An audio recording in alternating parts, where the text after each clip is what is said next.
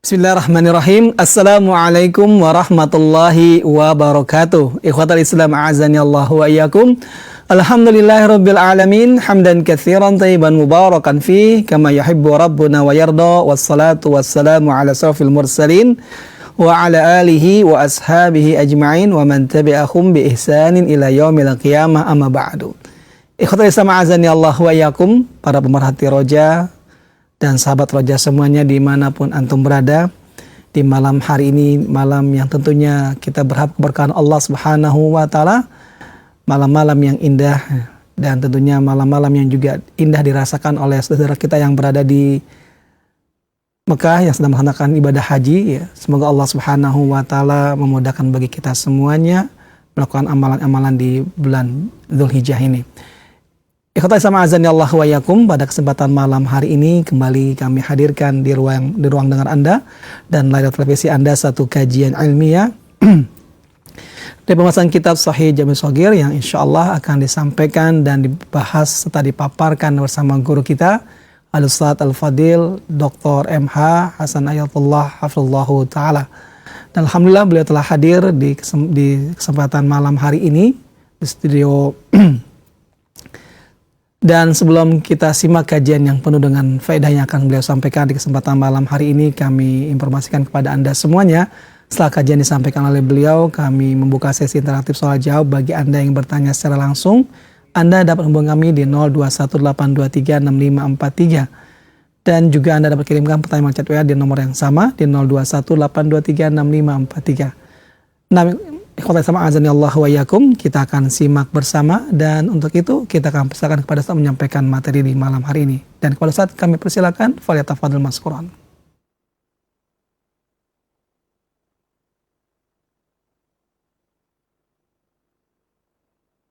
Baik. Bismillahirrahmanirrahim. Alhamdulillahirabbil alamin. Wa bihi nasta'inu ala umurid dunya waddin.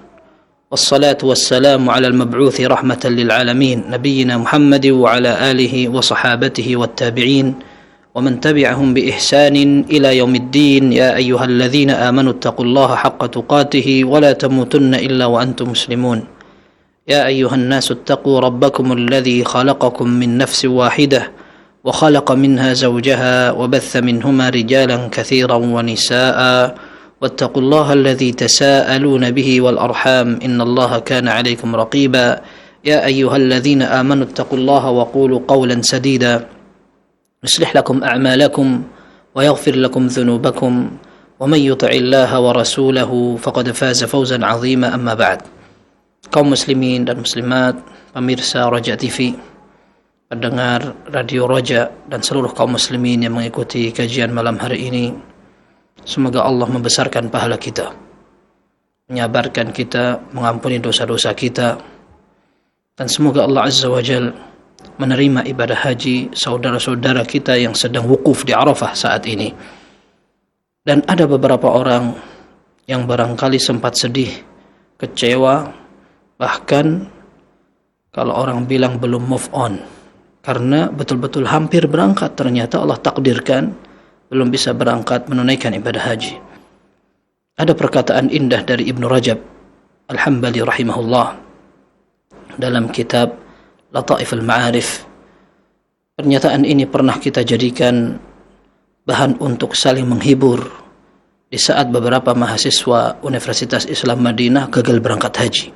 Sudah persiapan, sudah manasik, sudah berupaya mengumpulkan dana dan hampir berangkat, akan tetapi qadarallahu ma syaa fa'al, ada beberapa sebab, termasuk di antaranya surat izin tidak keluar. Sehingga kita ingat di saat itu kita mengulang-ulang perkataan Ibnu Rajab Al-Hambali rahimahullah dalam Lataif Al-Ma'arif. Beliau mengatakan, man fatahu fi hadzal 'amil qiyamu bi Arafah falyuqim azmahu huna bihaqqillahi alladhi arafah.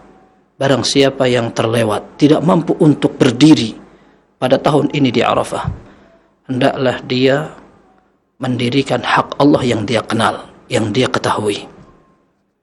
Man ajiza 'anil mabiti bi Muzdalifah falyubid azmahu ala ta'atillahi alladhi qarrabahu wa azlafah. Barang siapa yang tidak sempat atau tidak mampu untuk bermalam di Muzdalifah, maka hendaklah dia tambatkan hatinya dari sejak malam untuk taat kepada Allah yang telah mendekatkan dia kepada keberuntungan dan telah memasukkan dia ke dalam ketaatan. Maka jadikan hatinya terikat dengan ketaatan tersebut.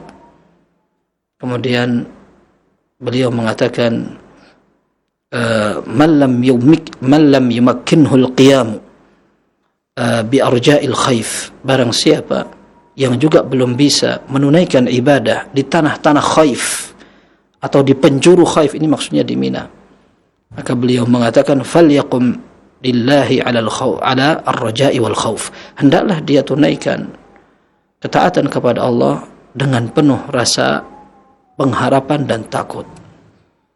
Wa man lam yaqdir ala nahri hadihi bi Mina falyadhbah hawahu huna wa qad ballagha al-muna, barang siapa yang belum bisa menyembelih hewan hadiyunya di Mina, hendaklah dia sembelih hawa nafsunya di sini, dan dia sampai mati usahakan itu menjadi kebiasaannya. Ini memang menjadi kesedihan, tetapi itu akan menjadi ketaatan ketika seseorang insya Allah sudah mendapatkan pahala niat tapi belum sempat berangkat, atau barangkali orang sudah berharap untuk bisa berangkat akan tapi sampai saat ini masih hanya bisa menyaksikan dan mengikuti para jamaah haji beribadah. Maka kita tahu bahwa Allah yang memerintahkan ibadah di sana, Allah yang memerintahkan ibadah di sini. Allah yang memiliki tanah suci, Allah yang memiliki tanah yang di semua tempat. Maka sebagaimana Nabi sallallahu alaihi wasallam perintahkan orang berdoa di sana, maka kita di sini juga tidak kemudian berleha-leha, akan tetapi kita tetap berdoa kepada Allah, bertakbir, membawa dan mengusung syiar Allah Subhanahu wa taala yang kita bisa untuk kerjakan di sini, termasuk di antaranya berkurban, kemudian menunaikan sunnah, menyaksikan, berbagi, dan seterusnya. Dan semoga Allah Azza wa Jalla menjadikan kita hamba yang bertakwa dimanapun kita berada. Kaum muslimin, kita akan membahas malam hari ini kelanjutan hadis yang telah kita bahas pada pertemuan sebelumnya dari hadis-hadis kitab Sahih Al-Jami' As-Saghir, dan kita akan membahas setidaknya 3 poin. Poin yang pertama biiznillah adalah tentang orang yang terakhir masuk surga. Poinnya artinya adalah ketika sifat orang yang masuk surga terakhir ternyata nikmat banget, bagaimana dengan orang yang tidak masuk terakhir. Kemudian yang kedua adalah kondisi sebuah dosa besar. Dosa besar dan contoh sekaligus dampaknya, atau orang yang bersambung atau berhubungan dengan itu. Kemudian yang ketiga adalah lambang ketawaduan Nabi sallallahu alaihi wasallam. Kalau seandainya waktunya cukup, kita akan membahas satu hadis lagi tentang kondisi godaan dunia. Baik, hadis yang pertama agak panjang, diriwayatkan dari Sahih Muslim, ya. Sahabat Abdullah bin Mas'ud radhiyallahu anhu mengatakan, akhiru man yadkhulul jannah rajulun yamshi 'ala as-sirat. Orang terakhir yang akan masuk surga adalah akan ada orang yang menelusuri jembatan. Ya, dalam riwayat dikatakan sirat, dan dalam riwayat lain juga disebutkan jisr, dan dua-duanya adalah jembatan. Dalam hadis yang sahih diriwayatkan Imam Bukhari dan Muslim, thumma yudrabul jisru ala matni jahannam, kemudian akan Allah bentangkan di atas neraka jahannam jisr, jembatan, akan dilewati oleh orang-orang yang memang diuji oleh Allah. Kalau dia lolos maka dia berhasil, kalau seandainya dia tidak bisa maka dia akan terjatuh. Dikatakan najin makdush, ada orang yang selamat tapi dalam keadaan baret-baret badannya sudah terkena berbagai macam penyiksaan atau azab di situ. Ada yang sampai jatuh, tetapi di situ dikatakan yakunul mu'minu fiha kat-taraf wa kal-baraq wa kar-rih wa ka-ajawidil khayl. Ada beberapa orang beriman ketika melewati sirat, maka dia seperti orang mengerdipkan mata, cepat sekali. Atau ada seperti kilat, atau ada yang seperti angin, atau ada orang yang seperti penunggang kuda, artinya cepat. Tetapi tadi Nabi SAW menyatakan orang yang melewati sirat macam-macam. Ada yang sampai terkena kail, dari bawah dilempari sehingga dia terjatuh, dan dia berusaha sebisa mungkin, ya setengah mati orang bilang, untuk melewati tempat itu. Dan gelap, tipis, tajam, dan juga mudah untuk membuat orang tergelincir. Disebutkan di dalam hadis yang sahih, Nabi SAW ditanya tentang sirat. Beliau mengatakan, madhadatun mazillah, tempat yang betul-betul licin dan bisa membuat orang terpeleset. Alaiha khatatif wa kalalib wa hasakah. Sudah seperti itu, ternyata dari bawah dilempari juga dengan kail-kail besi, membuat orang yang lewat akan gampang terjatuh. Dan Nabi SAW menceritakan, da'wal anbiya Allahumma sallim sallim. Para nabi ketika melewati jembatan mereka mengatakan, ya Allah selamatkan, selamatkan. Dan ini adalah sebuah kepastian. Orang beriman tahu teori, dan dia kalau Allah kasih hidayah, dia persiapan. Sementara ini adalah ketentuan Allah, tidak akan berubah. Kita percaya atau tidak, orang mau belajar dan mempersiapkan atau tidak, ini pasti akan terjadi. Karena itu disebutkan oleh Nabi SAW dalam sebuah hadis yang sahih, dan itu merupakan wahyu. Dan ini tafsiran firman Allah, wa in minkum illa wariduha kana ala rabbika hatman maqdiyya. Tidak ada di antara kalian kecuali pasti akan melewati. Itu adalah ketetapan Allah Azza wa Jalla yang sudah pasti akan terjadi. Artinya sirat, orang pasti akan melewati di situ. Bahkan dalam sebuah hadis yang diriwayatkan oleh Imam Muslim, Abu Sa'id mengatakan, wa balaghani annaha adaqqu min asy-sya'rah wa ahaddu min as-sayf. Lebih tipis dari sehelai rambut dan lebih tajam dari mata sebuah dan sebilah pedang. Mengerikan sekali.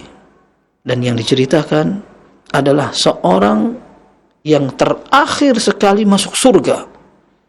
Dia penghuni neraka, dan dia sempat juga merasakan bagaimana disebutin dalam neraka, tapi orang ini akan masuk surga belakangan sekali. Dalam beberapa hadis, ini panjang hadisnya, dan hadis yang banyak riwayatnya menunjukkan ada beberapa orang yang sampai dimasukkan ke dalam nahrul hayah, dimasukkan ke dalam sungai kehidupan pada saat mereka sudah habis badannya, tinggal ajbuz zanab, tinggal tulang ekor saja, maka dia akan dimasukkan ke dalam sungai kehidupan itu sehingga tumbuh bagaikan beberapa tanaman yang di pedesaan, kata Nabi SAW. Lalu mereka akan masuk surga, sementara waqad akhadhan nasu manazilahum, semua penduduk surga sudah mengambil tempat sendiri-sendiri. Baik, kita lihat dalam hadis ini, rajulun yamshi 'ala as-sirat fahuwa yamshi marratan wa yakbu marrah. Dia berjalan di atas jembatan. Dia berjalan beberapa tapak sesekali, tapi terjadi berkali-kali dia jatuh. Yakbu artinya jatuh, terjerembab ke dalam ke arah muka.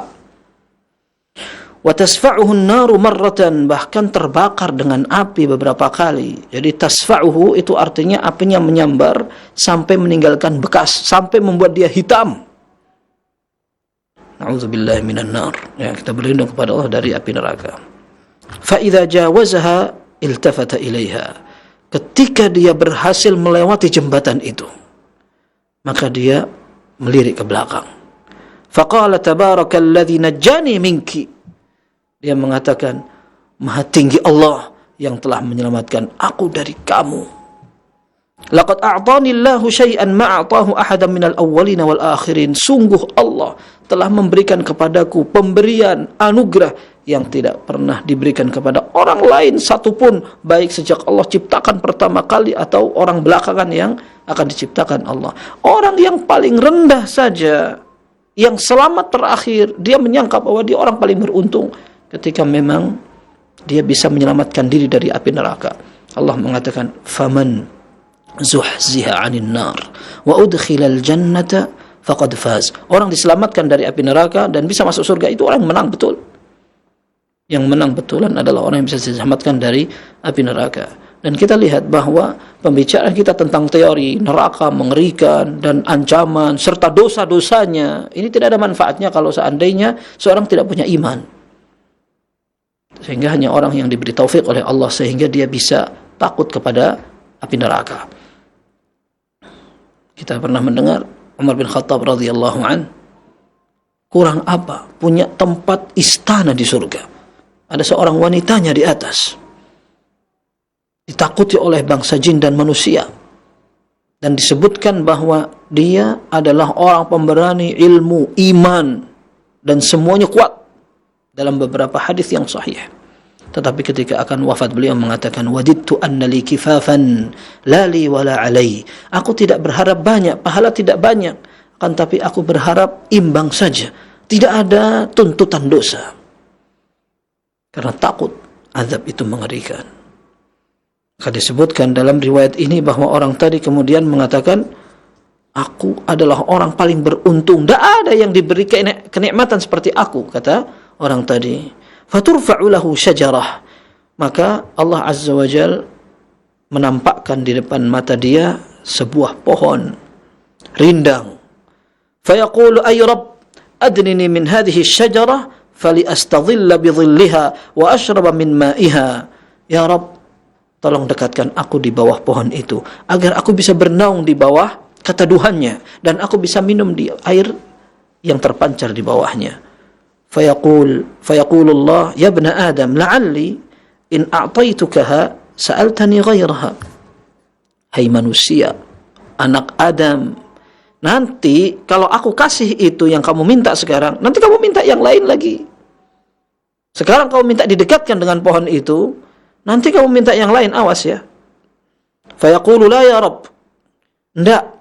Dia menjawab, enggak ya Rabb, enggak, aku enggak bakal minta apa-apa lagi. Pokoknya dekatkan aku di pohon itu, sudah rindang sekali enak. Wa yu'ahidu alla yas'aluhu ghairaha.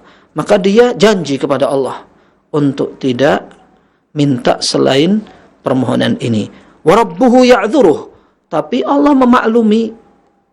Allah Azza wa Jalla Maha Karim, ya, Maha Pemurah, kasih sayang. Allah Azza wa Jalla memberikan aturan dan syariat agar kita terhormat, dan untuk menguji apakah kita beriman, memanfaatkan akal, dan kita akan bersyukur kepada Allah dengan segala nikmat ini yang dikasih, sehat, mampu, dan seterusnya. Wa rabbuhu ya'dhuruh li'annahu yara ma la sabra lahu alaih.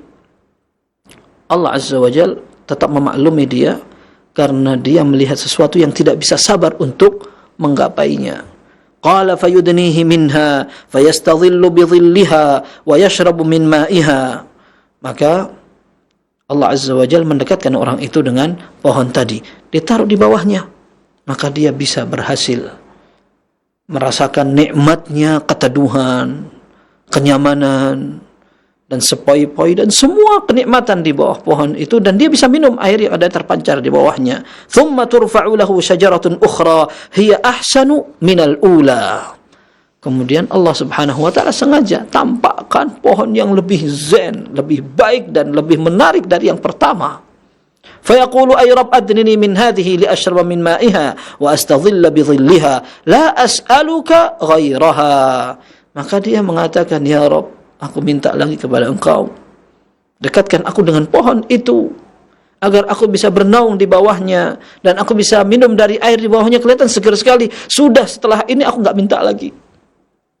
Fayaqulu ya ibna Adam, alam tu'ahidni alla tas'alani ghairaha? Fayaqulu la'alli idza aw in adnaituka minha tas'alani ghairaha.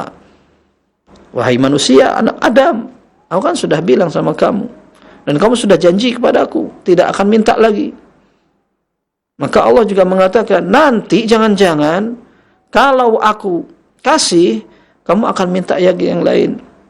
Fayu'ahidu alla yas'alahu ghairaha. Maka dia kembali berjanji, sudah, saya enggak bakal minta apa-apa lagi setelah ini ya Allah. Wa rabbuhu ya'dhuruhu li'annahu yara ma la sabra lahu alaihi. Maka Allah kembali memaklumi, memaafkan, karena Allah melihat hamba ini tidak mampu untuk sabar melihat kenikmatan Allah Subhanahu wa taala.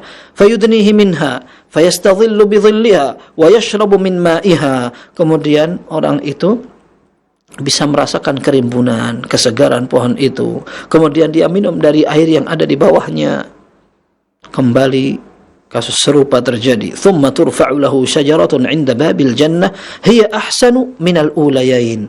Allah tampakkan sekarang pohon yang dekat dengan surga. Dan pohon ini jauh lebih baik dari dua pohon pertama. Ini memang ujian dari Allah Subhanahu wa taala, dan Allah menghendaki kebaikan untuk hambanya. Maka dikatakan fayaqulu ay rabbi adnini min hadhihi faliastadhilla bi dhilliha wa ashraba min ma'iha la as'aluka ghairaha. Dia mengatakan perkataan serupa, ya Allah, dekatkan aku dengan pohon yang ketiga ini agar aku bisa bernaung di bawahnya dan minum air di bawahnya, dan aku tidak akan minta lagi. Allah sudah tahu ini bakal minta sebenarnya, dan Allah tahu kalaupun orang bikin janji dia bakal ingkari. Tapi Allah Azza wa Jalla memaklumi, karena dia sekarang sedang melihat sebuah kenikmatan yang memang Allah buat, dan memang Allah Azza wa Jalla tampakkan yang lebih bagus dari yang pertama. Seperti itu. Maka Allah kembali mengatakan, ya ibna Adam, alam tu'ahidni alla tas'alani ghairaha. Wahai manusia, anak Adam, kamu kan sudah janji enggak bakal minta lagi. Qala bala ya Rabb adnini min hadhihi la as'aluka ghairaha wa rabbuhu ya'dhuruh li'annahu yara ma la sabra lahu alayhi fayudnihi minha. Akhirnya Allah tetap berikan kesempatan, didekatkan dengan pohon ketiga, dan itu merupakan pohon yang dekat dengan surga. فَإِذَا أَدْنَاهُ مِنْهَا سَمِعَ أَصْوَاتَ أَهْلِ الْجَنَّةِ. Ketika didekatkan di bawah pohon, kemudian dia tenang dan menikmati, dia dengar suara penduduk surga. Karena pohon itu sudah dekat dengan surga, sudah sedemikian nikmatnya, dia dengar ada orang-orang yang menikmati surga. فَيَقُولُ أَيْ رَبِّ أَدْخِلْنِيهَا. Maka dia mengatakan, ya Rabb, masukkan aku ke dalam surga. Fayaqulu ya ibna Adam.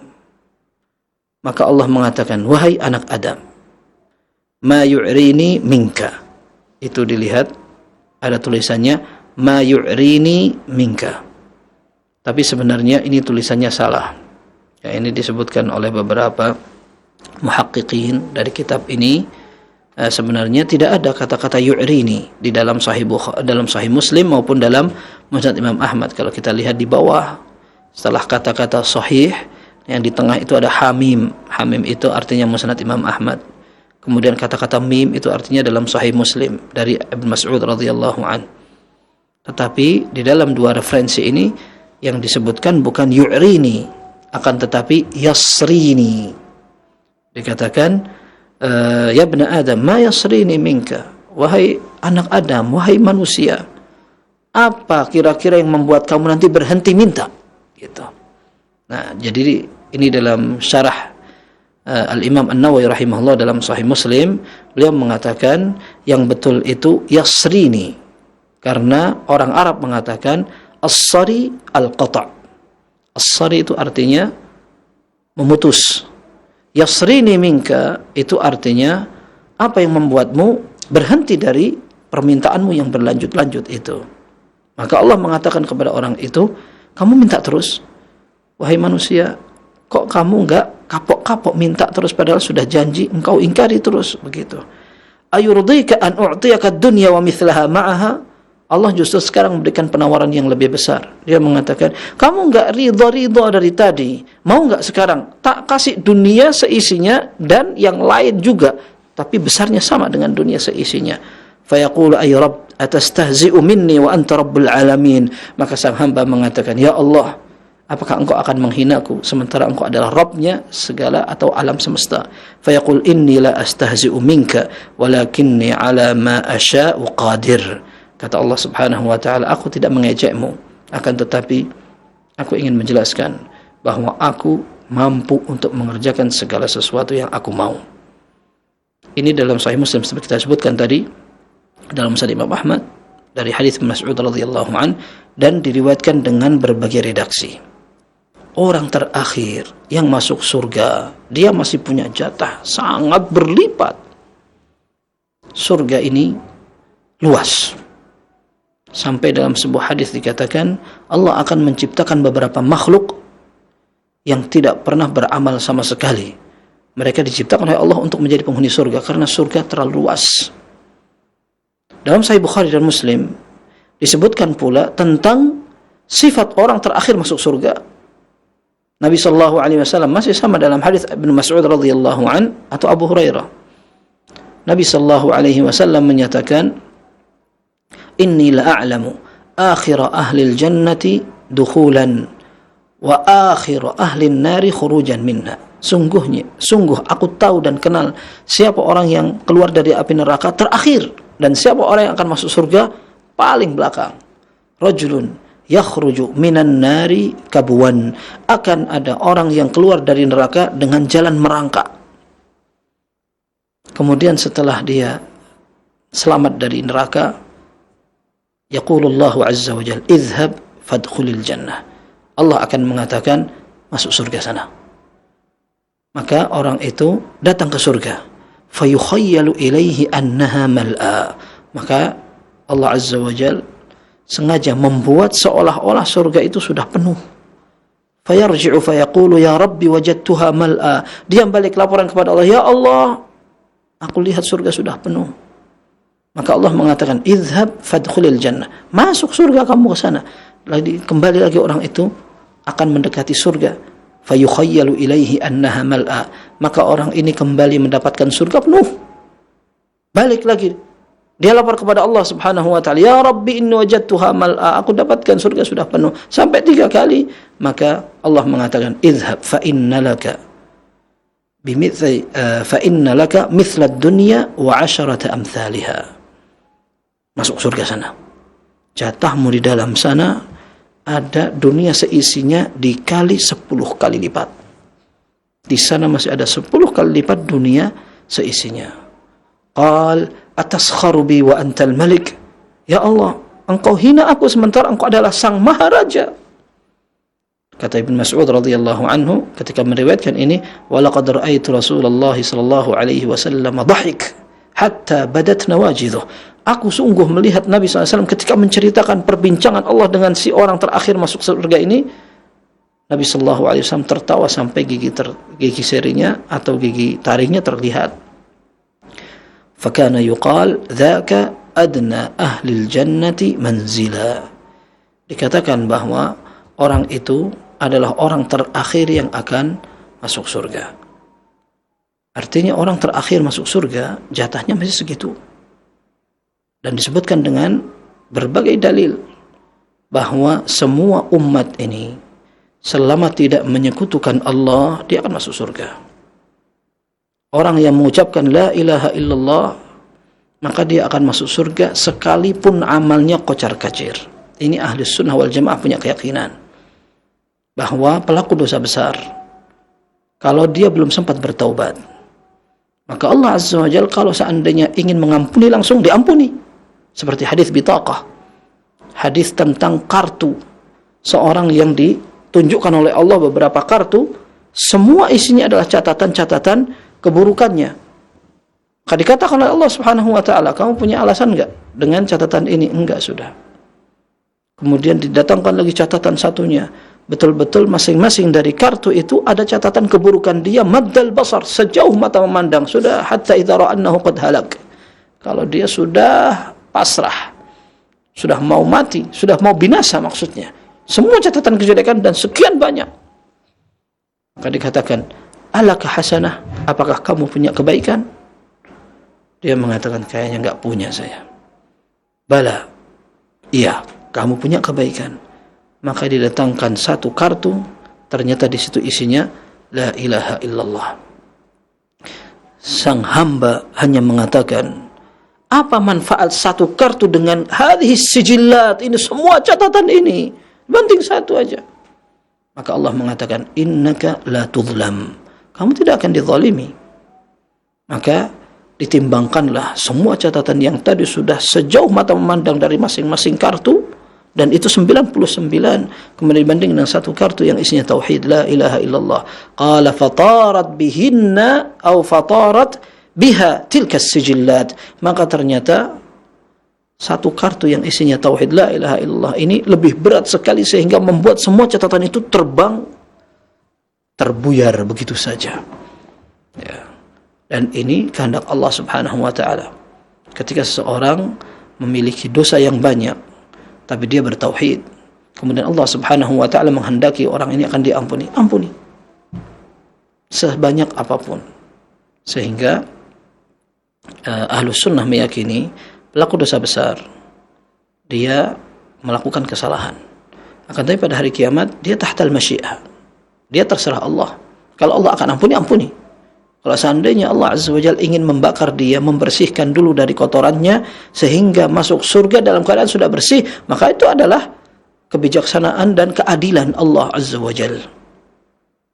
Maka ini namanya hadis bitaqah, dikenal dengan hadis laporan dan catatan hamba yang diwujudkan dalam kartu dan banyak sekali. Ternyata Allah Azza wa Jalla ampuni semua kesalahan itu. Tetapi kalau Allah Azza wa Jalla akan menghendaki orang masuk ke dalam neraka, mungkin sampai ada istilah dalam sebuah hadis, orang-orang yang pernah tinggal di neraka namanya jahannamiyun.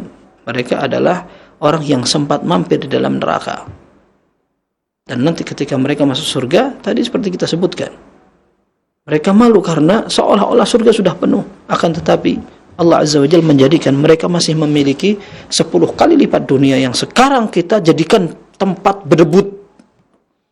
Semoga Allah Azza wa Jalla menyelamatkan kita semua dari fitnah dunia. Baik, ikhwas sekalian, ini adalah hadis yang pertama tentang kondisi orang yang terakhir masuk surga. Dan sebenarnya amal soleh banyak. Ada orang yang dipanggil dari pintu salat, ada yang dipanggil dari pintu sedekah, ada yang dipanggil dari pintu jihad, ada yang dipanggil dari pintu puasa. Kata Abu Bakar radhiyallahu anhu, ma'ala man du'iya min tilkal abwabi min darurah. Tidak harus orang dipanggil dari semua pintu itu. Tetapi adakah hal yud'a ahadun min tilkal abwabi kulliha? Adakah orang yang bisa dipanggil dari semua pintu? Maka Nabi SAW menyatakan, na'am wa arju an takuna minhum. Iya, aku berharap engkau termasuk dari orang yang dipanggil dari semua pintu. Artinya peluang amal banyak dan kita tidak tahu amal mana yang bisa masukkan kita dalam surga. Maka begitu ada kesempatan beramal, entah itu sedekah, entah itu puasa, entah itu salat malam, entah itu ngaji Al-Quran, entah itu berdoa, istighfar, bertaubat, menolong orang lain, bahkan menyebarkan ilmu agama. Termasuk hari-hari ini ketika Nabi SAW memerintahkan kita untuk berkurban. Para ulama mengatakan kurban ini merupakan sedekah plus, membawa syiar, simbol keagungan dan sebuah perayaan syariat yang memang diperintahkan. Sehingga para ulama mengatakan sedekah dengan nominal besar pun barangkali lebih rendah daripada orang yang menunaikan sembelihan kurban, karena dia sedang mengagungkan Allah ketika dia menumpahkan darahnya, kemudian dia bagi dagingnya, dan setelah dia makan sebagiannya. Ini adalah sunnah semuanya. Barangkali tidak bisa tergantikan dengan sedekah dengan nominal yang sama atau bahkan lebih. Ikhwas sekalian, mana ada kesempatan kita manfaatkan. Malam ini malam hari raya, akan tapi kalau seandainya kita masih bisa belajar dan bisa beribadah, tidak ada alasan untuk meninggalkan ketaatan karena kebahagiaan. Justru seorang berbahagia pada saat inilah kita ingin mengekspresikan dengan taat kepada Allah Subhanahu wa taala. Semoga kita termasuk orang-orang yang dibimbing oleh Allah untuk selalu bersyukur. Baik. Ini orang terakhir yang masuk surga, mudah-mudahan kita termasuk orang yang masuk surga. Dan mudah-mudahan jangan yang terakhir. Dan peluang, kesempatan ada. Mudah-mudahan Allah Azza wa Jalla tuntun kita. Baik. Hadis berikutnya berkaitan dengan di antara contoh dosa besar.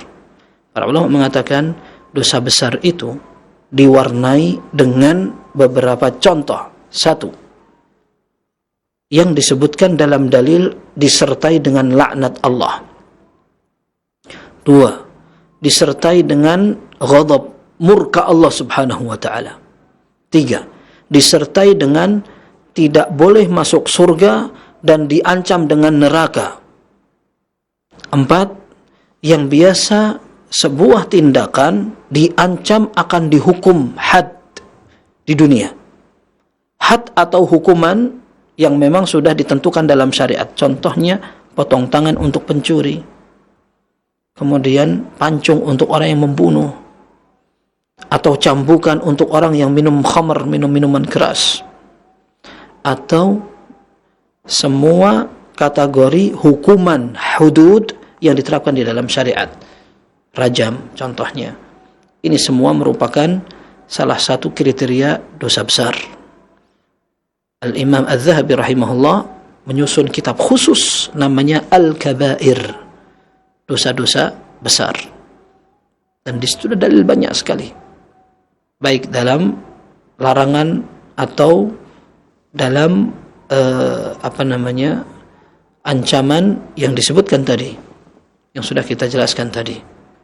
Baik, hadis yang berkaitan dengan ini, Al-Imam As-Suyuti rahimahullah menyebutkan hadis yang diriwayatkan oleh An-Nasa'i. Nabi sallallahu alaihi wasallam bersabda dalam hadis Ibnu Mas'ud radhiyallahu an, akilur riba, orang yang makan riba, wa mukilahu aw wa mukiluhu, orang yang ngasih. Kalau akil itu orang yang makan. Para ulama mengatakan, dikatakan akil, makan, tidak mesti dia makan, tapi menggunakan. Karena kadang orang menerima uang riba, dia tidak makan, tapi dipakai untuk kendaraan, dipakai untuk bikin rumah, dipakai untuk modal usaha, dipakai untuk yang lain. Tetapi dalam bahasa ulama, al-akal atau makan ini mewakili semua istihlak, penggunaan. Kenapa kok dikatakan ini mewakili? Karena kebanyakan orang kalau punya harta biasanya dimakan. Tetapi kalau seandainya tidak dimakan akan tapi dipakai, maka ini juga sama hukumnya. Seperti itu. Kemudian riba adalah suatu yang tambah. Ada transaksi yang mestinya nominal sama, kenapa ditambah? Pinjam-pinjam dengan tambahan. Atau ada transaksi yang memang mengandung unsur tambahan tadi. Dibuat skenario sehingga seolah-olah dia membeli, akan tetapi ternyata ujung-ujungnya hakikatnya adalah dia melakukan transaksi yang ada ribanya. Baik, disebutkan oleh para ulama, tidak ada dosa besar yang Allah umumkan genderang perang seperti riba ini. Ya ayyuhalladzina amanu taqullaha wa dharu ma baqiya minar riba in kuntum mu'minin. Wahai orang-orang beriman, bertakwalah kepada Allah dan campakkan riba kalau kalian masih tetap beriman. Fa in lam taf'alu fa'dhanu biharbin minallahi wa rasulih. Tapi kalau kalian tidak mau ninggalin riba, maka siap-siap aja diperangi Allah dan Rasulnya. Mudah-mudahan Allah selamatkan kita. Disebutkan dalam hadis ini, akilur riba, orang yang makan riba, wa mukiluhu, dan orang yang ngasih, wa katibuhu, dan orang yang mencatat. Ya, karena biasanya hutang bisa dicatat, apalagi kalau nominalnya besar. Bukan hanya mencatat, bahkan disimpan dalam sebuah arsip kuat dengan jaminan apa, dengan saksi siapa, maka saksi pun akan dimintai pertanggungan jawab di sini. Yang makan riba, yang ngasih, yang nulis, wasyahidah, yang menjadi saksi. Meskipun nanti saksinya ini di kemudian hari ingkar misalkan, tetapi dia sudah pernah menjadi saksi. Bahkan sebagian ulama mengatakan termasuk saksi adalah orang yang memang sudah tahu akan terjadi transaksi riba dan dia datang, dia menyaksikan dan dia diam saja karena rela. Maka ini kena, karena dia turut menyaksikan. Idza alimu dzalika, artinya dia tahu ini haram, enggak boleh, tapi dia lakukan aja, entah dia yang makan atau dia yang kasih. Dikatakan yang ngasih kok kena dosa juga, padahal dia kan tidak makan. Iya, para ulama mengatakan kalau dia tidak kasih, dia tidak akan terjadi transaksi yang haram tadi. Tapi karena dia ngasih, maka jadilah transaksi itu terlaksana. Ini semua akan dijelaskan di belakang bahwa ini akan dilaknat. Taib. Ini satu, yang makan riba dan yang berhubungan dengan itu. Kemudian yang kedua, wal washimatu wal maushumatu lil husn. Golongan yang kedua adalah orang yang bertato. Disebutkan dalam hadis ini dengan tak marbutah, artinya seorang wanita yang bertato. Kalau yang washimah itu bukan bertato tetapi yang menato. Al maushumah yang ditato. Lil husn, untuk kecantikan. Karena biasanya orang yang sampai menato itu biasanya pengen tampil lebih menarik. Kata beberapa ulama mensyarah hadis ini, walau lihalil, meskipun ada seorang wanita menato badannya untuk tampil cantik di depan suaminya, tetap masuk dalam ancaman ini. Ya. Yang dilaknat dalam hadis ini adalah yang menato dan yang ditato. Kok perempuan? Laki-laki sama, tetapi disebutkan perempuan karena kata para ulama ternyata yang banyak menato itu perempuan dan yang ditato juga perempuan. Laki juga banyak, maka hukumnya sama. Ini hukum tato, tidak boleh. Apa tato itu? Disebutkan dalam bukunya para ulama seperti Imam Nawawi rahimahullah, beliau mengatakan tato itu artinya ketika seorang nusuk jarum, kemudian dari jarum itulah dimasukkan beberapa bahan yang membuat warna itu berubah menjadi hijau, biru, dan warna lain, tapi dalam kulit. Maka kita katakan bahwa tato itu susah untuk dihapus. Ya kan? Para ulama mengatakan orang yang bertaubat dari tato, kalau seandainya dia bisa hapus, tapi kalau seandainya dia hapus harus konsekuensi sakit atau bahkan pingsan dan semacamnya, maka menghapus tato tidak harus. Ya, tidak harus. Yang jelas dia menyesal, kemudian dia tidak akan mengulangi. Baik. Di sini disebutkan walawis sadaqah. Lawi artinya adalah orang yang menunda-nunda, sengaja meremehkan dan tidak peduli dengan as-sadaqah, artinya zakat. Dia wajib untuk membayar zakat karena kaya. Dan kita tahu zakat ini tidak semua orang wajib untuk membayar. Tu'khadhu min aghniyaihim faturaddu fi fuqaraihim, dalam hadis yang sahih dari Ibnu Abbas dalam Sahih Bukhari dan Muslim.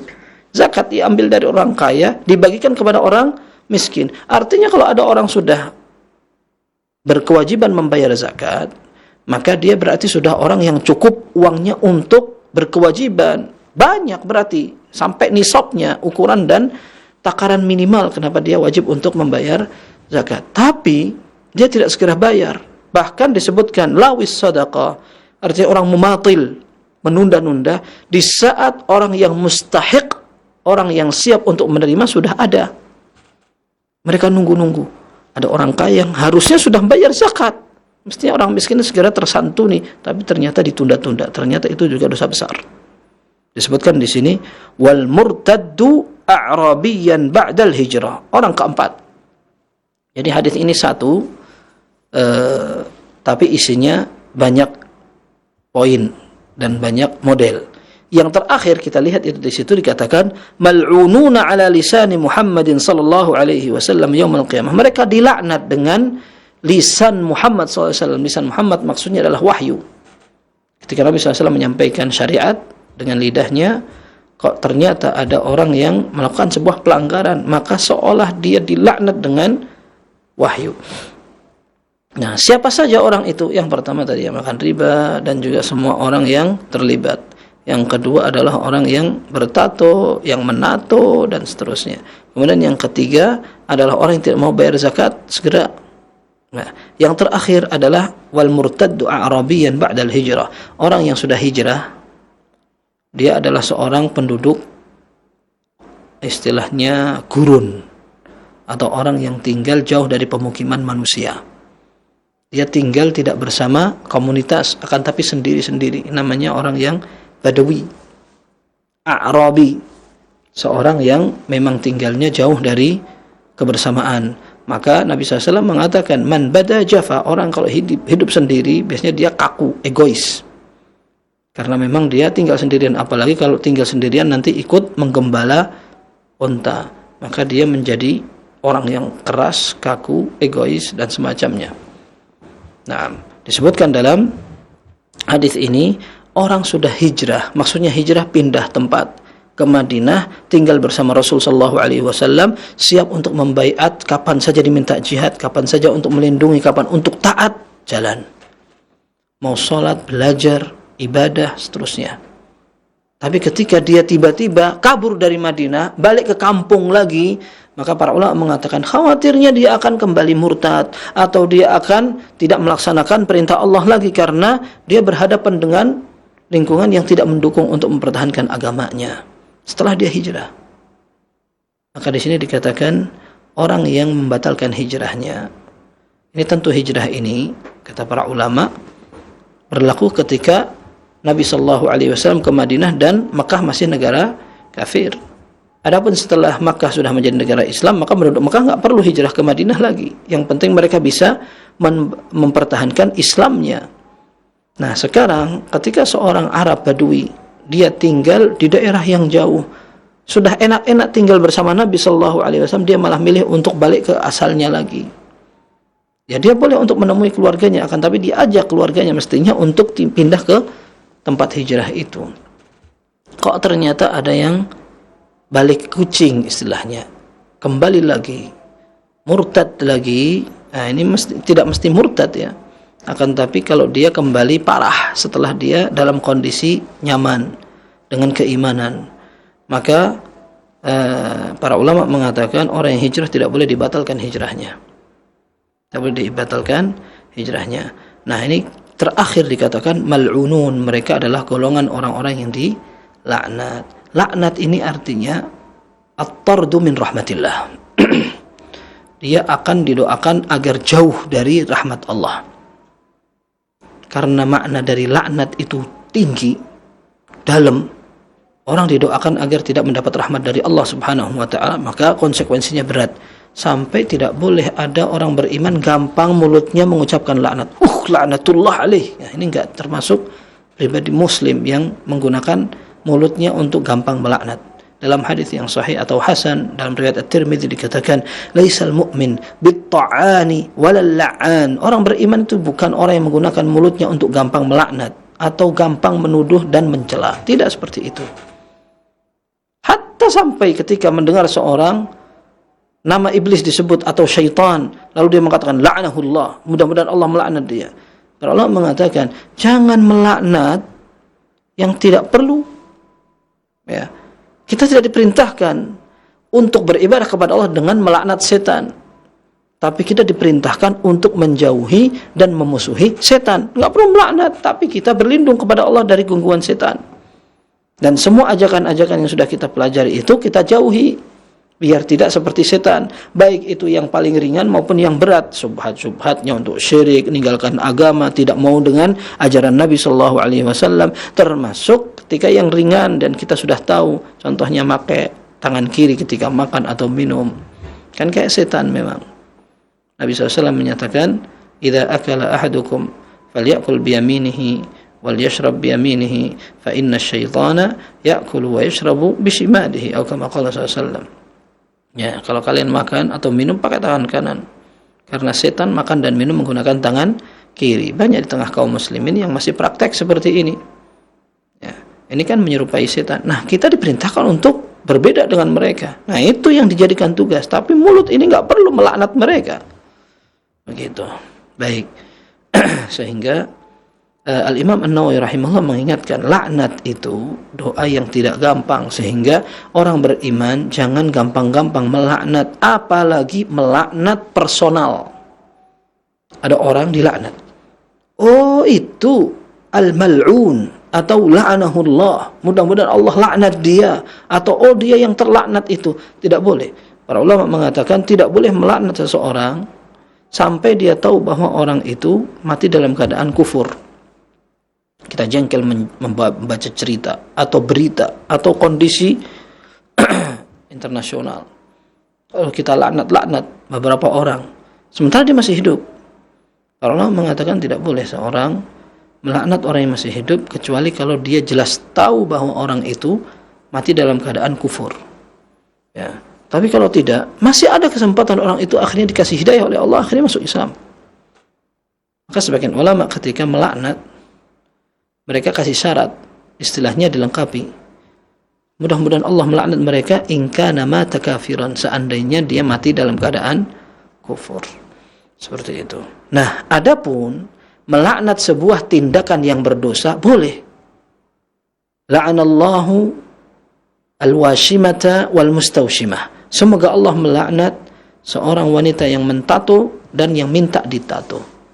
La'anallahu akil riba wa mukilahu wa katibahu wa syahidai. Semoga Allah melaknat orang yang makan riba, yang bikin tulisannya, akadnya, dan juga orang yang menjadi saksinya.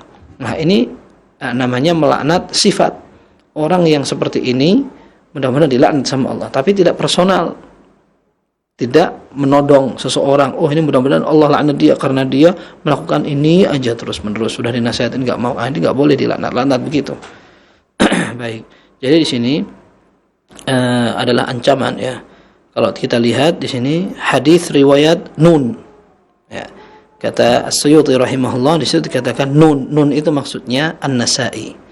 Ini adalah rumus yang dipakai oleh Imam As-Suyuti dalam buku Al-Jami' As-Saghir. Nun artinya An-Nasa'i, dan hadis ini sebagian pentakhrij hadis mengatakan sanad yang disebutkan dalam hadis ini malah lemah, tetapi ada hadis lain yang mendukung, sehingga kalau tidak salah Syekh Albani rahimahullah mensahihkan. Maka beliau kategorikan hadis ini termasuk hadis Jami' As-Saghir yang sahih. Baik. Dan dalilnya banyak yang serupa untuk menunjukkan bahayanya orang yang memiliki transaksi seperti ini. Baik. Hadis berikutnya adalah bentuk ketawaduan Nabi sallallahu alaihi wasallam dalam makan dan minum, termasuk dalam tata cara duduk. Ya, ada beberapa hadis di sini, di antaranya hadis dari Amr bin Murrah. Ini seorang tabi'in yang akhirnya dia mursal. Mursal itu ketika seorang tabi'in meriwayatkan hadis dari Nabi sallallahu alaihi wasallam. Kan gak nyambung, harusnya tabi'in itu meriwayatkan dari sahabat. Baru sahabat yang meriwayatkan dari tabi'in. Kok ternyata dari Nabi sallallahu alaihi wasallam. Kalau ada tabi'in langsung dia meriwayatkan dari Nabi sallallahu alaihi wasallam, maka ini dikatakan terputus sanadnya, alias mursal, karena yang dihilangkan adalah seorang sahabat. Hadis ini juga sama dihukumi hadis ini atau sanadnya mursal, tidak bersambung. Cuman kata Syekh Albani rahimahullah, banyak jalur yang menguatkan, baik itu dari jalur sahabat yang sama atau bahkan dari riwayat hadis yang lain. Baik, disebutkan dalam hadis ketiga ini, akulu kama yakulul abd. Kata Nabi sallallahu alaihi wasallam, aku makan seperti seorang budak biasa yang makan. Artinya dengan gaya yang sederhana, terima dengan ketentuan Allah, dan duduknya pun tidak mengesankan kecongkakan, kesombongan. Fawalladhi nafsi biyadih, law kanatid dunya tazinu 'inda Allahi janaha ba'udatin ma saqa minha kafiran ka'sa. Ya, hadis ini diriwayatkan oleh Hannad, ya, disebutkan di sini. Kemudian juga ada dalam kitab Az-Zuhud, tapi riwayatnya mursal. Syekh Albani rahimahullah tadi kita sebutkan, beliau menyebutkan tentang berbagai jalurnya sehingga saling menguatkan dan bisa dikatakan hadis ini hasan atau sahih. Nabi SAW menyatakan, seandainya dunia ini diukur dan disamakan dengan satu sayap lalat, kalau memang Allah menganggap dunia ini nilainya seperti sayap lalat, maka Allah Azza wa Jalla akan melarang orang kafir dapat air minum. Para ulama mengatakan karena mereka enggak pantas untuk dapat itu. Mereka tidak mau beriman, dikasih sehat, dikasih badan yang fisik penuh, tapi tidak mau beriman kepada Allah Subhanahu wa taala. Maka mereka tidak layak untuk mendapatkan itu. Tapi Allah Azza wa Jalla dengan keadilannya, Allah kasih mereka. Hewan juga yang tidak berakal dan tidak sholat misalkan, juga sama Allah dikasih. Bagaimana cara dia bertahan hidup? Orang yang kafir juga sama, dikasih oleh Allah rezeki yang dibutuhkan sama dia. Ya. Dan ini menunjukkan dalam hadis ini, seandainya dunia ini oleh Allah dijadikan timbangannya sama dengan sayap seekor lalat. Tapi kata para ulama, maksudnya dunia ini bukan hanya seperti sehelai sayap lalat, akan tapi bahkan lebih jelek lagi. Itu lebih jelek lagi. Artinya dunia ini di sisi Allah nggak ada harganya sama sekali. Makanya orang kafir tetap aja dikasih kesempatan, karena memang tidak ada harganya di sisi Allah Subhanahu wa taala dunia itu. Nah, ini hadis yang pertama kita katakan. Kemudian hadis berikutnya hampir sama, dikatakan akulu kama yakulul abd wa ajlisu kama yajlisu al abd. Aku kalau duduk, aku duduk seperti seorang budak. Dan aku makan ini. Akulu itu artinya aku makan seperti makannya seorang budak. Dan aku pun kalau duduk, aku duduk seperti duduknya seorang budak. Ya. Dalam riwayat berikutnya, ini tadi yang riwayat ini disebutkan Ibnu Sa'ad. Ya, Ibnu Sa'ad meriwayatkan, kemudian Ain ini Abu Ya'la, kemudian Hab ini artinya Ibnu Hibban dari hadits Aisyah, dan sanadnya dengan berbagai jalur dikatakan sahih oleh Syekh Albani rahimahullah. Hadis berikutnya disebutkan akulu kama yakulul abd, aku makan seperti makannya seorang budak, wa ajlisu kama yajlisul abd, dan aku duduk seperti duduknya seorang budak, fa innama ana abdun, karena aku adalah seorang budak saja. Ada riwayat mengatakan Nabi sallallahu alaihi wasallam dikasih pilihan, kamu mau jadi malaikat atau jadi manusia biasa ketika menunaikan risalah kenabian. Maka dia mengatakan, aku lebih memilih jadi manusia biasa. Akhirnya beliau adalah seorang hamba Allah dan sekaligus seorang utusan Allah, tapi bukan malaikat. Bukan malaikat. Artinya dalam hadis ini Nabi sallallahu alaihi wasallam menyebutkan, ini terakhir ini diriwayatkan Hab, ya. Hab itu artinya Al-Baihaqi dalam Syu'abul Iman. Juga sama disebutkan an Yahya ibn Abi Katsirin mursala. Ya, mursal artinya tidak bersambung karena riwayat seorang tabi'in kepada Nabi sallallahu alaihi wasallam, tetapi jalur ini banyak, sehingga minimalnya disahihkan atau dihasankan oleh para ulama. Baik, hadis-hadis tadi menunjukkan Nabi SAW tawadhu. Ketika beliau makan, beliau terima apa adanya, beliau makan.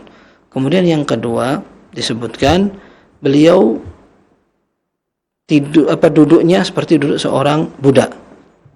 Ada beberapa riwayat yang mengatakan la ajlisu muttaqi'a, aku tidak mau duduk sambil sandaran.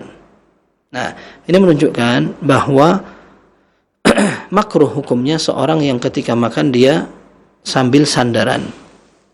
Dan Nabi SAW ketika digabungkan hadis ini, Nabi SAW duduk dengan keadaan tawadhu, karena ada sebabnya beliau sampaikan hadis ini. Ketika ada seorang memberikan hidangan, maka Nabi SAW ingin makan dari hidangan itu dengan cara duduknya bersimpuh seperti orang tahiyat awal itu. Maka Nabi SAW dikritik, kok kamu duduk kayak begini? Duduk kayak begini ini seperti seorang budak gitu. Kalau kamu seorang yang bebas, gak pantas duduk kayak begitu. Maka Nabi SAW menyatakan, dan hadisnya diriwayatkan oleh Tabarani, dan dinyatakan bahwa hadisnya hasan, kata beberapa ulama. Dikatakan Nabi sallallahu alaihi wasallam menjawab orang tadi, mengatakan innallaha ja'alani 'abdan kariman la jabbaran anida. Allah menjadikan aku seorang hamba biasa tetapi yang mulia, dan aku tidak diciptakan oleh Allah sebagai seorang yang bengis, kasar, dan gampang untuk membantah. Tidak seperti itu. Artinya Nabi SAW memenuhi rasa tawadhu, keteguhan hati, kemudian terima dengan takdir Allah Subhanahu wa taala, sampai pun dalam makan beliau menghindari gayanya duduk orang sombong. Maka dikatakan la ajlisu muttaqian, aku tidak mau duduk dengan ittika. Para ulama beda pendapat, ittika itu bagaimana? Dan banyak ulama yang mengatakan ittika itu artinya seorang tiduran di salah satu miringan badannya. Ini bagian kanan, ini bagian kiri. Orang tiduran begini sambil makan. Ya, dia sambil makan, dia miring atau begini, atau tangannya begini, dia semacam di atas ranjang atau singgasana atau sofa atau apa begini sambil makan. Ini kata para ulama tidak mencerminkan sikap duduk yang tawadhu. Ya, akan tetapi Nabi Shallallahu Alaihi Wasallam duduknya seperti orang yang kayak mau sholat itu, duduk kayak orang mau sholat, atau dalam keadaan tasyahud awal, ya duduk jatha rukbatai, dilipat ini lututnya, menunjukkan duduk yang sopan sekali. Nah begitu. Ini juga disebut oleh para ulama di antara tafsiran ittika itu adalah duduk sambil bersandar pada satu tumpuan tangan kiri begini. Jadi tangannya itu ditaruh di belakang gini, sambil makan begini. Nah ini juga merupakan kebiasaan bukan orang yang bertakwa. Bahkan ada larangannya ketika seseorang bersandar pada satu tangan kiri begini saja. Syekh Utsaimin rahimahullah mengatakan kalau satu dan kanan tidak apa-apa, atau dua-duanya. Akan tapi kalau satu di kiri ini yang tidak dibolehkan, apalagi sambil makan gitu. Tidak pantas. Ini yang dimaksudkan dalam hadis ini. Nabi Shallallahu Alaihi Wasallam adalah orang yang bersikap tawadhu, nerima, dan tidak macam-macam dalam makan, gaya hidup, dan seterusnya. Dan beliau adalah seorang teladan. Para ulama mengatakan seperti yang dinukil oleh Al-Qurtubi atau Qadhi Iyad, dinukil oleh Al-Imam An-Nawawi rahimahullah, kondisi ekonomi yang terbaik adalah apa yang Allah tentukan untuk nabinya. Tidak miskin sekali dan tidak kaya sekali, sehingga beliau tetap bisa pada saatnya bersikap tawadhu, mudah untuk bergaul, dan seterusnya. Baik, barangkali ini yang dapat kita pelajari, dan insyaallah pada pertemuan yang akan datang kita akan lanjutkan. Mudah-mudahan ada manfaatnya. Sallallahu wasallam wa baraka ala abdihi wa rasulihi Muhammad wa alihi wa sahbihi ajma'in. Walhamdulillahirabbil alamin. Nah Ustaz, jazakumullah khairan barakallahu fikum atas materi yang telah sampaikan di kesempatan malam hari ini, serta pembahasan yang sangat menarik sekali untuk kita simak bersama di malam hari ini. Ikhwatal Islam azani Allah wa iyyakum. Untuk selanjutnya kita akan membuka sesi interaktif soal jawab, dan bagi Anda yang bertanya, Anda bisa menghubungi kami di 0218236543, ataupun Anda dapat kirimkan pertanyaan melalui chat WA di 0218236543. Kita angkat yang pertama melalui telepon terlebih dahulu. Dan ya, waalaikumsalam warahmatullahi wabarakatuh. Dengan siapa Umu dan berada di mana? Dengan hamba Allah di Jakarta Timur. Silakan Umu. Afwan Ustadz, barakallahu fikum wa ahlikum wa amrikum wa umrikum.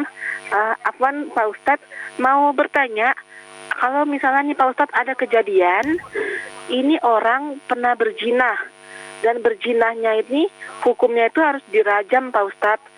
Seorang laki-laki yang sudah menikah, yang menggauli seorang perempuan gadis hingga hamil, tapi kok qadarullah Pak Ustadz, dia bisa menikahi gadis itu, bertanggung jawab untuk menikahinya, tapi sesudah itu diceraikan, tapi sesudah itu dia bisa berangkat haji gitu Pak Ustadz, dengan istrinya yang sebelumnya bisa berangkat haji gitu Pak Ustadz. Apakah dia dosa-dosanya diampuni selama dia pergi haji itu Pak Ustadz? Seperti yang tadi Pak Ustadz bilang, kalau misalnya kita haji mabrur itu dosa diampuni, apakah dosa dia setelah berzina itu diampuni Pak Ustadz oleh Allah? Dan kalau orang makan riba Pak Ustadz, tapi dia berkurban, apakah dia bekerja di tempat riba, dia tetap berkurban, apakah kurbannya diterima Pak Ustadz? Baik, terima kasih Pak Ustadz. Assalamualaikum warahmatullahi wabarakatuh. Waalaikumsalam warahmatullahi wabarakatuh. Nah, terima kasih. Dan kepada saya kami akan menjawab. Silakan Ustaz. Waalaikumsalam warahmatullahi wabarakatuh. Baik. Kita berlindung kepada Allah dari dosa-dosa besar, terutama perzinaan. Zina ini semua agama mengingkari, menganggap hina dan nista. Disebut oleh Al-Kabair, atau dalam kitab Al-Kabair yang ditulis oleh Az-Zahabi rahimahullah, beliau mengatakan tidak ada agama satupun yang membenarkan perzinaan, karena ini jelek, pengkhianatan dan kotor. Tetapi perzinaan itu memiliki muqaddimah. Ada pendahulu-pendahulunya, ada lingkungan, dan ada keteledoran. Semua dengan ketetapan Allah, tetapi ada sebabnya. Maka sampai dikatakan dalam surat An-Nur, Az-zaniyatu waz-zani, seorang wanita yang berzina maupun seorang laki-laki yang berzina. Kenapa dikatakan perempuan dulu? Karena pintu zina itu kebanyakan terjadi kalau si perempuan mau atau menggoda atau yang seterusnya. Kalau seandainya si perempuan ini meronta atau tidak tahu atau tidak mau, bahkan dia menjaga diri, maka perzinahan jarang terjadi. Ya, Nabi SAW menyatakan, "Ma taraktu ba'di fitnatan adharra 'ala ar-rijali minan nisa." Aku tidak pernah tinggalkan ujian terbesar untuk laki-laki seperti ujian perempuan. Ketika berkhalwat menyendiri, ketika bercampur laki perempuan, entah di dunia kerja, dunia pendidikan, atau dimanapun, maka ini merupakan peluang untuk itu. Maka yang jelas, sebisa mungkin seseorang berusaha untuk menghindarkan dari tempat-tempat yang berbahaya. Yang kedua, ini dosa besar. Ini dosa besar, dan seseorang ketika sudah berbicara tentang dosa besar, kaidahnya seperti tadi. Bukan langsung kafir seperti yang diyakini orang-orang Khawarij. Kalau melakukan dosa besar berarti dia sudah kufur, keluar dari Islam dan nanti mati kekal di neraka. Tidak. Apalagi jika seandainya dia bertaubat kepada Allah dan baik taubatnya, maka Allah Azza wa Jalla Maha menerima taubat. Ditambah lagi, sebuah dosa yang memang memalukan, merusak kehormatan. Ketika diungkap, yang malu bukan hanya pelaku tapi yang dibarengin. Kemudian keluarga besar si laki, keluarga besar si perempuan, dan semua orang-orang yang ada di sekitarannya. Betul, memang orang yang berzina dihukum dengan rajam, dan itu merupakan syariat. Tetapi dalam berbagai kasus, Nabi SAW ketika dilaporin berzina, beliau mengingkari atau tidak mau menggubris selama sebuah kejadian yang menistakan kehormatan ini bisa ditutup-tutup. Artinya, orang barangkali akan bisa bertobat kepada Allah, tidak harus dilakukan, tidak harus dibersihkan mesti dengan rajam. Ketika Ma'iz Al-Ghamidi radhiyallahu anhu yang akhirnya taubat dan minta berkali-kali dirajam oleh Rasulullah SAW. Ya Rasul, inni zanaitu fatahhirni. Ya Rasul, aku ini sudah berzina, bersihkan aku. Artinya rajam aku. Nabi SAW tidak mau melihat orang itu. Tapi ternyata orang itu datang di depannya. Ya Rasulullah, inni zanaitu, aku sudah berzina. Nabi SAW ingin meng-cross check, jangan-jangan orang ini gila. Abika junun, kamu ini gila apa enggak? Hal ahsanta, kamu sudah menikah atau belum? Aniktaha, apakah engkau betul-betul sudah berhubungan badan?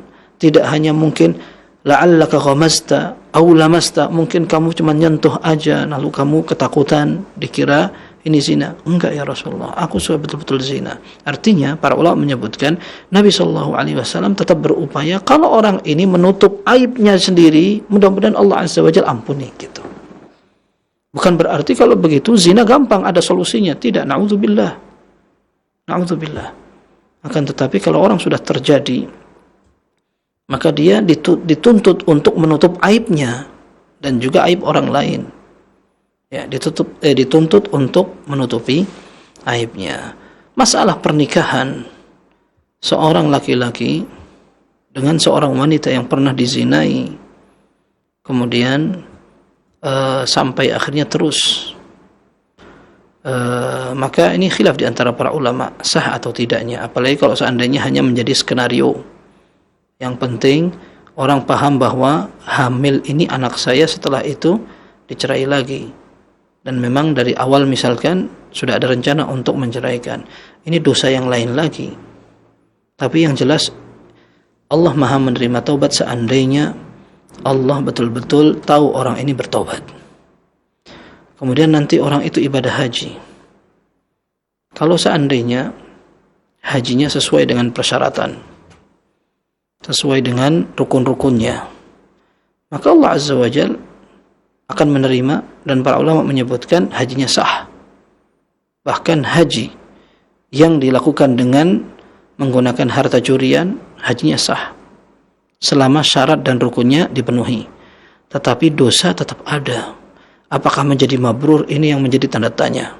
Karena para ulama mengatakan ketika menafsirkan hadis, hajjun mabrurun laisa lahu jazaa'un illa al-jannah. Haji yang mabrur pahalanya hanya surga. Haji mabrur yang bagaimana? Haji yang mabrur itu haji yang tidak ada pelanggarannya. Sudah secara garis besar seperti itu. Entah itu pelanggaran syariat, pelanggaran peraturan, dan pelanggaran apapun. Tidak ada salah-salahnya. Maka disebutkan di antara contohnya, man hajja falam yarfuth walam yafsuq raja'a kayawma waladathu ummuhu. Orang yang haji, dia tidak melakukan kefasikan, tidak melakukan pelanggaran, maksiat, dan semua pembatal-pembatal maupun yang membuat dia fasik. Atau yarfuth, berbicara, melakukan tindakan yang berhubungan dengan urusan syahwat, maka dia akan pulang dari haji dalam keadaan seperti diampuni dosanya. Allah Azza wa Jalla Maha menerima dosa, Maha menerima taubat. Sehingga ketika ada orang melakukan tindakan maksiat kemudian dia bertobat, lalu dia banyak melakukan amal soleh, mudah-mudahan Allah ampuni. Ya, maka yang diharapkan seperti itu. Mudah-mudahan Allah memberi keselamatan dan penjagaan untuk seluruh kaum muslimin dan muslimat. Maka sebaik-baiknya kita ini berusaha untuk menjaga diri dari fitnah. Begitu. Kemudian pertanyaan kedua tentang orang yang makan riba, kalau seandainya dia tetap berkorban, apakah korbannya diterima? Ya, kalau seandainya yang dia beli dari harta yang halal, meskipun dia masih sering menggunakan harta yang haram, maka yang dibeli dengan harta yang halal itu bisa saja diterima oleh Allah Subhanahu wa taala. Ya. Dan korbannya sah. Yang diberi pun tidak masalah. Oh, orang itu berkorban dengan hasil jual beli yang riba misalkan. Aku nggak mau terima. Ini urusan dia. Tetapi kalau seandainya ada orang diberi daging dan dia tidak perlu bertanya, kamu penghasilanmu bagaimana? Ini tidak ada masalah untuknya menerima. Dan untuk orang yang mengerjakan itu, dia hendaknya bertobat dan tidak mencampur antara amal soleh dengan amal yang jelek. Tapi kalaupun seandainya dia berkorban, maka korbannya sah dan mudah-mudahan ada tetap pahalanya, dan semoga Allah Azza wa Jalla terima amal dia. Tetapi dia perlu bertaubat dari amal yang jelek tadi. Wallahu a'lam bissawab. Nah, Ustaz, jazakumullah khairan, barakallahu fikum Ustaz, atas jawaban yang telah antum sampaikan, dan demikian jawaban untuk ibu yang bertanya. Kami kembali buka pertanyaan untuk Anda semua yang bertanya di sesi interaktif ini di 0218236543. Kami persilakan pada Anda untuk yang bertanya. Ya, silakan. Ataupun Anda dapat mengirimkan pertanyaan melalui chat WA di 0218236543. Baik, sudah ada yang masuk, silakan. Ya, Mbak Allah. Dengan siapa Bapak? Masalah Barat. Dengan siapa Bapak? Dengan siapa Bapak? Mohon maaf. Yunaldi di Lubuk Basung. Baik, Yunaldi, Pak Yunaldi. Silakan Pak Yunaldi. Ya, yang Anda tanyakan yaitu jika kita dulu misalnya berbuat syirik seperti berajiman, kalau kita bertaubat tidak diampunkan karena dosa syirik kita.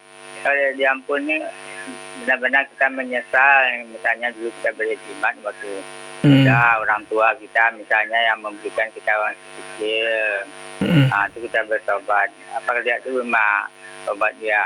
Karena sahabat kan juga Umar bin Khattab mungkin dulu berbuat syirik, lalu diterima Allah tobat. Ini yang saya tanyakan, apakah kita ada diterima tobat? Baik, terima kasih Pak Yunaldi atas pertanyaannya. Cukup Pak ya? Ya, terima kasih Bapak. Baik, kami minta kepada Ustaz menyampaikan jawaban. Silakan Ustaz.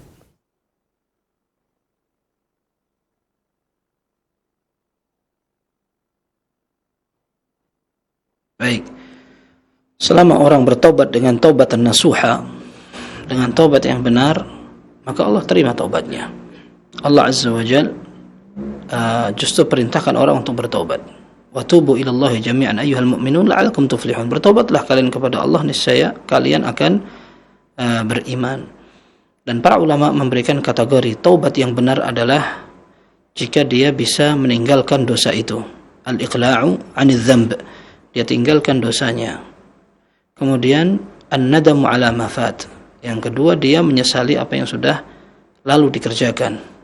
Kemudian yang ketiga al-'azmu 'ala alla ya'uda ilaih, dia bertekad untuk tidak mengerjakan kembali dosa yang sama. Maka taubat itu insyaallah akan Allah terima. Kalau seandainya sebuah dosa berhubungan juga dengan orang lain, seperti pernah memukul, mencuri, menzalimi, dia minta maaf. Dia minta maaf. Kalau seandainya dia pernah merampas, dia kembalikan. Dia kembalikan atau dia ganti. Baru dia akan bertaubat kepada Allah Subhanahu wa taala. Masa lalu ketika orang tidak tahu, lalu sekarang bertaubat setelah tahu, tidak mengapa insyaallah. Dan dulu para sahabat pun demikian. Mereka bahkan melakukan kesyirikan, menyembah berhala, kemudian saling berzina, saling membunuh, mabuk-mabukan. Ketika masuk Islam, akhirnya mereka baik Islamnya. Itu semua ditinggalkan dan Allah Azza wa Jalla terima taubat mereka. Nabi SAW menyatakan, "At-taibu minadz-dzambi kaman la dzambalah." Orang yang taubat dari sebuah dosa seperti tidak punya dosa sama sekali. Dengan catatan dia betul-betul taubat, bukan hanya sekedar mainan. Maka insyaallah Allah sangat bahagia dengan taubat seseorang daripada dirinya sendiri. Dan Allah membuka pintu taubat di siang hari atau di pagi hari agar orang yang berdosa di malam hari bertaubat. Kemudian Allah juga membuka pintu taubat di malam hari agar ketika ada orang yang berdosa di siang hari akan bertaubat di malam hari, maka Allah buka kesempatan dan peluang untuk diterima taubat itu. Wallahu a'lam bishawab. Nah Ustaz, jazakumullah khairan, barakallahu fikum Ustaz atas jawaban yang Antum sampaikan. Dan kita buka pertanyaan terakhir di kesempatan malam hari ini. Bagi Anda yang bertanya, kami persilakan. Ya, silakan untuk Anda yang bertanya melalui telepon di 0218236543. Baik, terputus. Kami tunggu kembali pada Anda semuanya kesempatan Anda untuk bertanya di malam hari ini. Kami berikan satu kesempatan untuk Anda yang bertanya di 0218236543. Nah, silakan. Ya, silakan. Ya, silakan. Waalaikumsalam warahmatullahi wabarakatuh. Dengan siapa Ummu dan berada di mana? Ummu Salma dari Padang, Ustaz. Ummu Salma dari Padang. Silakan Ummu Salma. Assalamualaikum Ustaz. Begini Ustaz, saya kan punya teman. Kebetulan dia itu bertanya masalah bid'ah. Kemudian saya jelaskan dan saya kirimkan ustaz-ustaz yang bisa diambil ilmunya dan yang ustaz-ustaz yang termasuk mungkin kategori ustaz yang menyimpang. Kemudian setelah itu beberapa saat kemudian ustaz, saya tidak dihubungi lagi. Nampaknya beliau ini tersinggung atau apa, saya tidak tahu dengan penjelasan saya. Kemudian saya coba menghubungi, tidak berhasil Ustadz. Dan apakah saya harus minta maaf atau bagaimana Ustadz? Apakah saya termasuk ke dalam orang yang memutuskan persahabatan atau bagaimana Ustadz? Baik, terima kasih Ummu. Pertanyaan cukup Ummu ya? Ya. Assalamualaikum Ustadz. Waalaikumsalam warahmatullahi wabarakatuh. Dan kepada Ustadz kami persilakan untuk menjawab. Silakan Ustadz.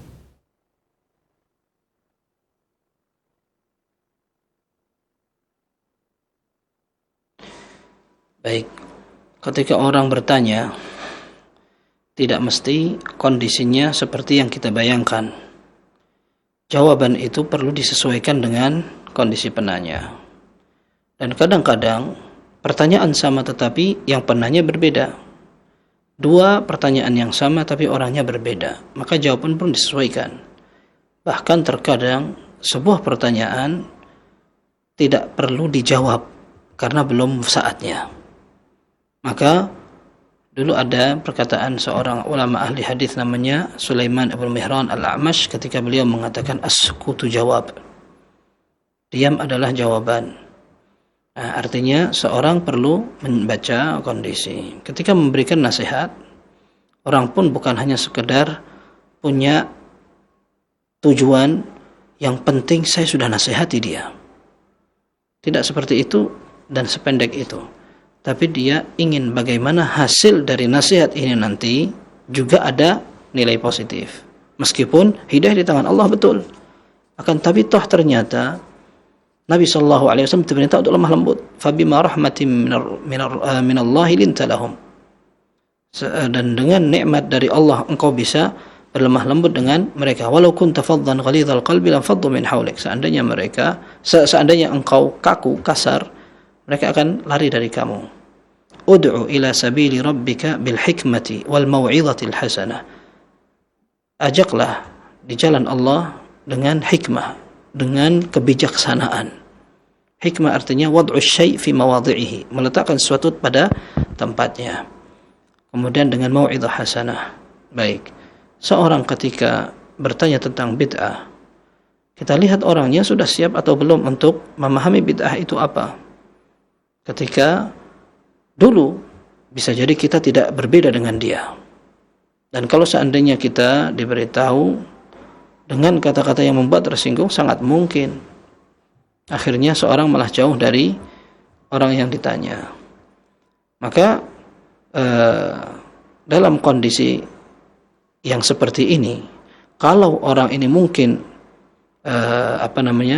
diajak untuk berdiskusi lagi dan di waktu yang tepat dengan cara yang lebih tepat dan lebih lembut, alhamdulillah. Kalau seandainya perlu minta maaf, tanya saja.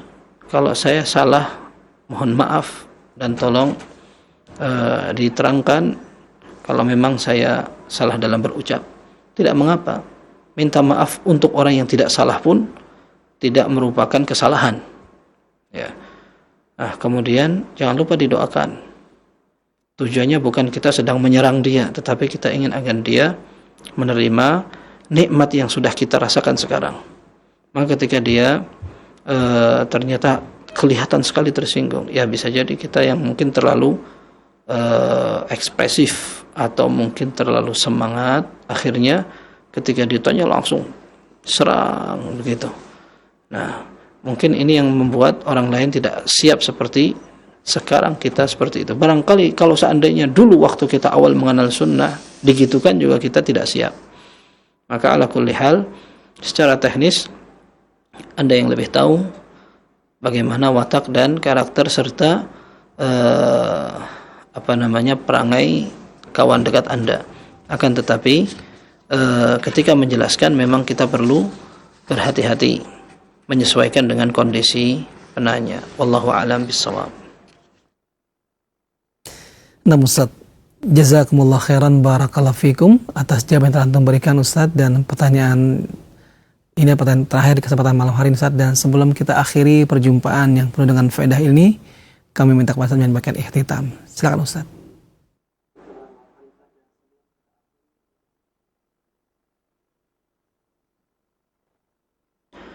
Baik ikhwas sekalian, hari-hari ini kita ingin mengisi waktu untuk beribadah. Nabi sallallahu alaihi wasallam menyatakan dalam hadis yang sahih, ayyamut tasyriqi ayyamu aklin wa syurbin wa dzikrin lillah. Hari tasyriq adalah hari untuk makan dan minum, tapi juga untuk zikir kepada Allah Subhanahu wa taala. Besok hari raya dan masih ada ibadah yang agung yang kita masih bisa tunaikan. 10 hari pertama bulan Dzulhijjah kita berada di ujungnya. Kita ingin tutup dengan sebuah kebaikan. Yang belum sempat bersedekah, yang belum sempat untuk mengaji, yang berzikir dan takbir. Kita ingin tetap hidupkan syiar-syiar dan simbol itu di hari-hari ini, termasuk sampai selesai hari tasyriq. Kalau seandainya Allah memberikan kita kemudahan untuk berkurban, jangan disia-siakan. Kemudian ini saatnya kita banyak mengagungkan Allah dengan takbir. Semoga Allah menerima amal ibadah kita, puasa kita, sedekah kita, dan semua salat dan doa yang kita panjatkan. Dan semoga Allah Azza wa Jal memberikan kita semua kelapangan dada untuk menerima kebenaran, bisa istiqamah seterusnya sampai menggapai husnul khatimah. Wallahu ta'ala a'la wa alam. Sallallahu wa sallam wa baraka ala abdihi wa rasulihi nabiyina Muhammad wa alihi wa sahbihi ajma'in. Walhamdulillahi rabbil alamin. Nah Ustaz, jazakumullah khairan barakallahu fikum. Kami sampaikan kepada Ustaz Dr. MH Hasan Ayatullah hafizallahu taala atas waktu yang telah beliau berikan di malam hari ini, materi yang telah beliau sampaikan, serta jawaban-jawaban telah beliau paparkan. Semoga Allah Subhanahu wa taala senantiasa menjaga beliau di sana dan juga keluarga beliau, sehingga dan juga semoga Allah meluaskan keimanan beliau sehingga semakin banyak faedah ilmu yang dapat kita dapatkan dari setiap perjumpaan bersama beliau, insyaallah, Allahumma amin. Tak lupa pula kami sampaikan terima kasih banyak kepada rekan-rekan kami yang berada di studio Roja Cilengsi dan juga di Surabaya. Semoga Allah Subhanahu wa taala membalas kebaikan dan juga semoga Allah Subhanahu wa taala memudahkan bagi kita kembali untuk menghadirkan acara ini kepada kaum muslimin untuk menyimbang kajian dan pembahasan kitab di malam hari ini. Dan juga untuk Anda semuanya, khatul Islam azani wa iyyakum, kami ucapkan terima kasih banyak atas kebersamaan Anda di malam hari ini. Semoga Allah Subhanahu wa taala memudahkan bagi kita semuanya mengamalkan ilmu yang telah kita dapatkan. Akhir kalam, kami mohon undur diri dan mohon maaf jika dalam penyajian acara yang terdapat kekurangan yang kami hadirkan, mohon agar dimaafkan. Barakallahu fikum, billahi taufiq wal hidayah. Wassalamualaikum warahmatullahi wabarakatuh.